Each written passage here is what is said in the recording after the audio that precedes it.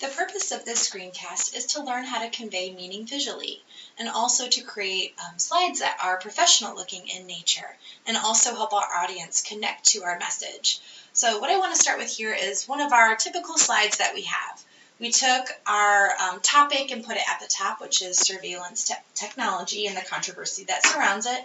And then we took our details that support our topic and we listed those out at the bottom. Does camera surveillance lead to racial profiling? Is tracking people who have no criminal history a violation of their privacy? And we kind of supported that further. And then we have our other detail, which is surveillance technology a reliable tool? And then we searched some images surrounding racial profiling and privacy. We pasted those at the bottom. And then we took a theme and we kind of put that in the background of our slide. So not a bad idea, but I want to walk you through a different way that we could approach this. There's a lot going on here, but what we're going to focus on in this screencast is how we can find images that support this message and really help convey that meaning that we're talking about. So what I'm going to show you next is a good example of how we can create simple slides with icons, very little words, but we can still really help our audience connect to our meeting. And connect to those details that we're talking about. Rather than spelling it out in words, we're still going to say those words and send that message to our audience, but we're going to use images to help them understand our words a little bit better. So the first one we have here, we've got racial profiling. So I have kind of created some white and black contrast there to help represent that. The lock kind of represents privacy and some of those considerations. And when I think about reliability, is it reliable or not? Kind of what my head went to there was a question mark. So I want to show you how to search for those images and what you might use for your keywords. So we're going to open up a new tab. And the first one I'm going to start with is racial profiling. And what I think about that when I want to start looking for this is a human silhouette. So I want that outline, I want that simple image. So that's why I use the word silhouette instead of just human. Silhouette's going to give me kind of a black outline of something. So now I'm going to click on images. And now all of these images technically aren't ones that you can use by copyright law in your slides. So Google has a nice filter that we can use under tools that will allow us to filter the ones that we can use. Then we're going to go down to usage rights. And the bottom option, what this means is that I'm not making money off of it and I'm not modifying that image. I'm not going to put it in Photoshop and do something to it. So I'm going to go ahead and select that option. And this is going to filter out some of those pictures that I can use in my presentation. So I'm going to use this simple one on the left-hand side here. I'm going to open it up and go ahead and copy that image. So right-click and copy. I'm going to hop back to my slide deck and go to my blank slide here. Now when you start blank slides in Google Slides, you may want to just delete everything that's on the slide. We're going to learn later how to add text to this, but for now I'm just going to remove everything and start with a white slide.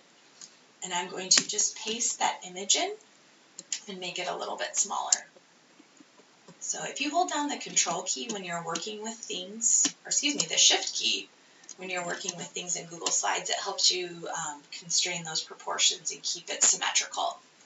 And now I just want to crop off a little bit of this image. So I'm going to put my mouse over it and double click, and you'll notice these black handles come up. So I can use those to crop out a little bit of that image and make it a little bit smaller. Now I'm going to press enter when I feel good about it. And now I want to go ahead and make a copy of this image. I want to show you one other option here that you can use in Google Slides to recolor your images. So I want to create that black and white contrast effect. When you have an image selected, you can go up to image options, and under recolor they give you some different options. When there's color in an image, there'll be more than just black and white here. But I just want to choose that, that black and white contrast. Let's walk through this one more time so that we can kind of figure out how to search for images we're looking for. That second detail that I had was privacy. So I'm going to search for privacy and put the word icon at the end and hit enter. And notice my filter still remains active. Under tools, usage rights, I still have that non-commercial or reuse there. And so now I have images that I'm able to use under the copyright law. So I'll find one that looks good. Any of these locks could potentially be okay. This black and white one, we'll use that one for now. So I'm going to right click on that, copy the image, and paste it into my slideshow. And again, I can use the Shift key to constrain those proportions. Okay. And then our last one over here that we had was reliability. Now when I think about reliability, the word accuracy or accurate comes to mind. So I'm going to hop back to my search and add the word accurate here. And let's see what comes up when we have accurate. And this is where I was able to find that kind of question mark, kind of questioning whether it's accurate or reliable. So I'm going to copy that image, go back to my slideshow, and paste it in. And now I just want to take and kind of line these icons up a little bit, make sure that there's some spacing there and that everything looks symmetrical on the page. Now you'll notice that I only used icons here to kind of convey that meaning.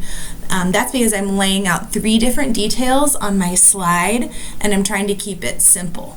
And I'm not trying to draw on emotions yet, but if you're trying to make your audience laugh, or you're trying to make them really sad, or you're trying to make them feel shocked when they look at something, perhaps you might want to use something more than an icon, like a photo, kind of that portrays those images or really points to a specific detail or draws on a specific emotion.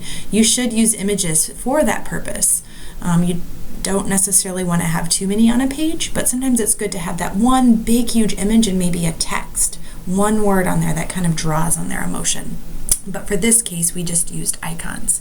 In the next 2 screencasts, you're going to learn about how to intentionally use text and font selection choices, and you're also going to learn about color.